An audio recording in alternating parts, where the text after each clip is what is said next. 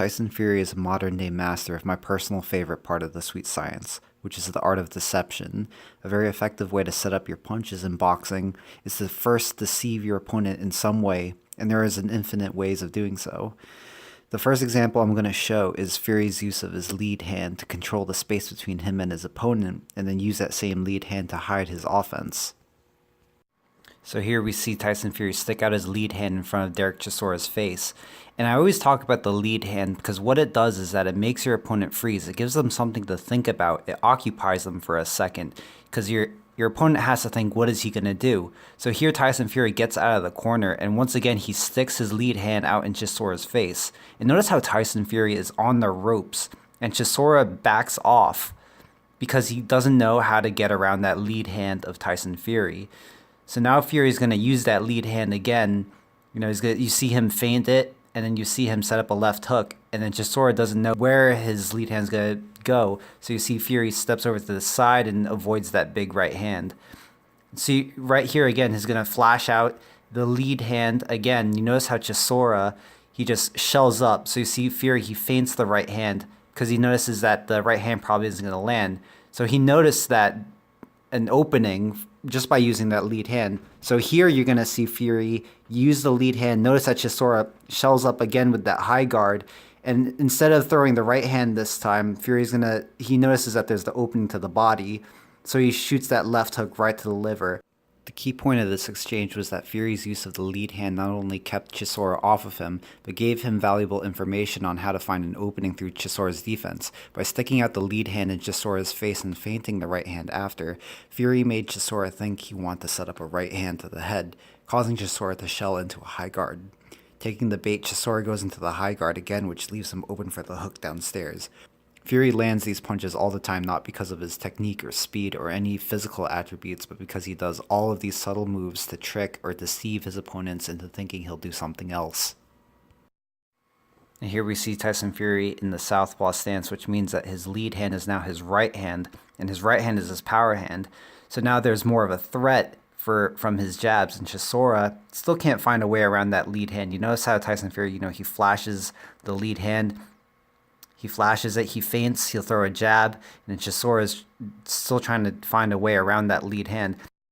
And a big reason why Chisora can't just commit to countering these jabs is because Fury does a good job of mixing up feints, he does a good job of mixing in probes with the lead hand, and he doesn't know when he's going to throw an actual jab. When the jab comes, it's usually at a time when Chisora doesn't expect it. You notice there he steps over to the side, he'll throw a feint, and it'll get Chisora to duck down through a punch that's not even going to come because the threat of the actual jab from the southpaw stance is so high. There he throws an actual jab and lands clean on Chisora. This is beautiful boxing. He steps back, causes Chisora to throw this wild right hand, which is easily able to dodge.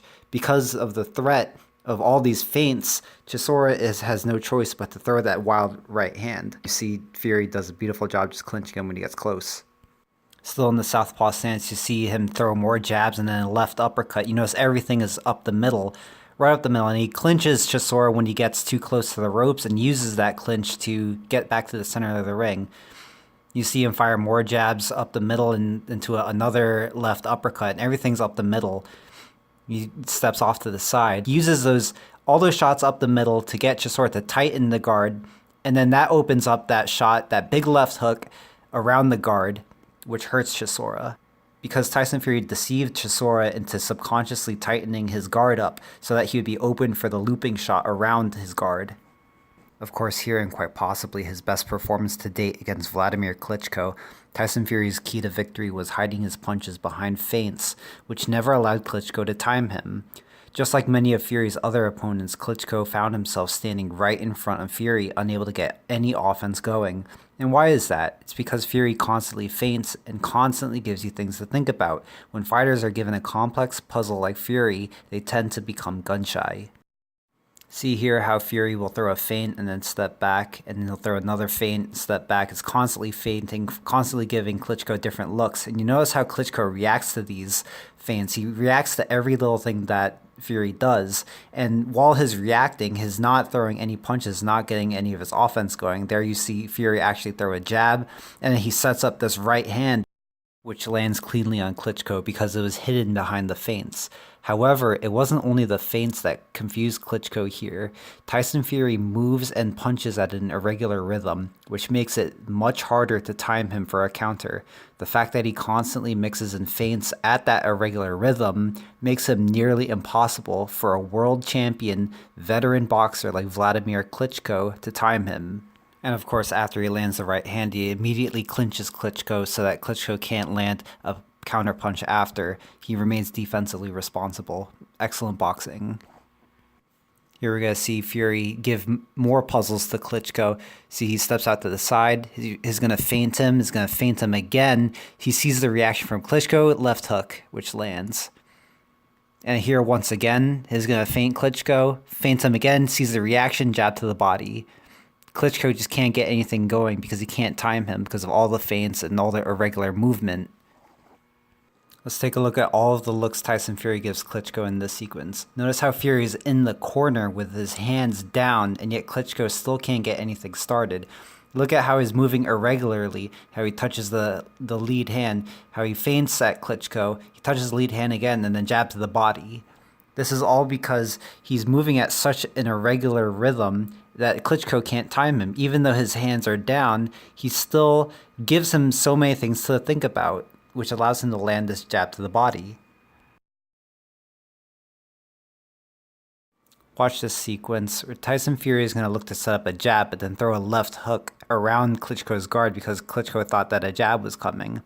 And then here Fury, he's stepping over to his left, he pops a jab, and he's going to do the same thing, he's going to pop another jab, and then is going to throw another jab. And even though none of these jabs landed, you notice that Klitschko never was able to counter any of them, even though they came up short. And that's because Fury moves at such an irregular rhythm that Klitschko couldn't time him throwing those jabs. And just when he looked as though he was looking to tee off a big right hand himself, Fury, and now he turns the tables and comes back, and down he goes again. Here's where Tyson Fury's trickery truly shines. Notice how he's in the orthodox stance by the time he clinches Joey Abel, but then he steps out to get off of the ropes and also get into a southpaw stance. And while he's in that southpaw stance, he throws Joey Abel off guard by throwing punches from the southpaw stance. And that's what allows him to throw this right hook that catches Joey Abel off guard and causes the knockout.